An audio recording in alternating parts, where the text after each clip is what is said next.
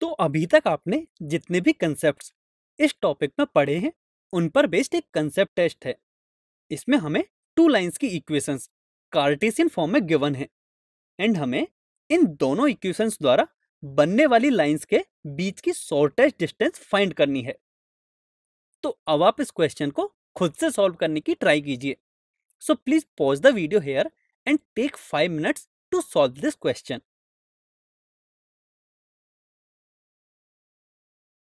आई hope आप सभी ने इस क्वेश्चन को सॉल्व कर लिया होगा। तो चलिए अब हम इसका सॉल्यूशन डिस्कस करते हैं। यहां हम देख सकते हैं कि लाइंस की गिवन इक्वेशंस स्टैंडर्ड फॉर्म में नहीं है। सो हम सबसे पहले इन्हें स्टैंडर्ड फॉर्म में कन्वर्ट करेंगे, जिससे पासिंग पॉइंट्स के कोऑर्डिनेट्स एंड डायरेक्शन रेशियोज हम आसानी से फाइंड कर सकते हैं। अब यदि हम फर्स्ट इक्वेशन के लिए देखें तो इसे हम कुछ इस प्रकार लिख सकते हैं। इसी प्रकार सेकंड इक्वेशन को हम कुछ इस प्रकार लिख सकते हैं। अब लाइन L1 की इक्वेशन को देखकर हम कह सकते हैं कि यह पॉइंट A जिसके की कोऑर्डिनेट्स है -1, -1, इससे पास होती है एंड इसके डायरेक्शन रेशियोज हैं 7, -6, 1।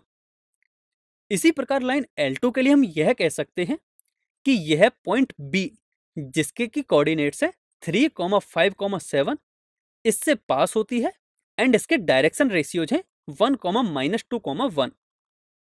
अब यदि हम शॉर्टेस्ट डिस्टेंस की बात करें तो इसको फाइंड करने का फॉर्मूला हम यह सीख चुके हैं। अब इस फॉर्मूले के लिए हम रिक्वायर्ड वैल्यूज फाइंड करते हैं। लाइन L1 के लिए जो रिजल्ट्स हमें मिले हैं उनसे हम वेक्टर A1 लिख सकते हैं -i cap, -j cap, -k cap and vector Q1 लिख सकते हैं 7i cap, -6j cap plus k cap.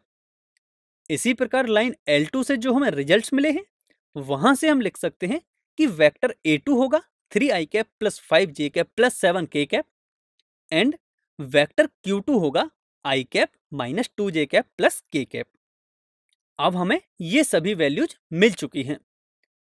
अब यदि हम Q1 vector and Q2 vector के क्रॉस प्रोडक्ट की बात करें तो हम इसे इसके इक्वल लिख सकते हैं, जिसे सॉल्व करने पर हमें Q1 vector and Q2 vector के क्रॉस प्रोडक्ट मिलेगा -4i cap, -6j cap, -8k cap.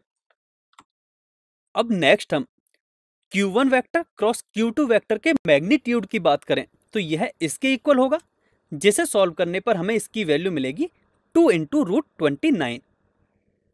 अब नेक्स्ट हम A2 वेक्टर -A1 वेक्टर की बात करें तो यह इसके इक्वल होगा, जिसे सॉल्व करने पर हमें इसकी वैल्यू मिलेगी 4i cap plus 6j cap plus 8k cap.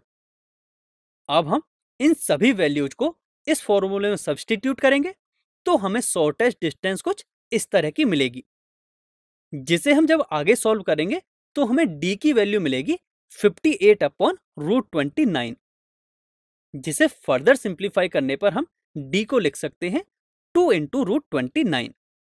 अतः क्वेश्चन में गिवन लाइंस के बीच की शॉर्टेस्ट डिस्टेंस है 2 × √29।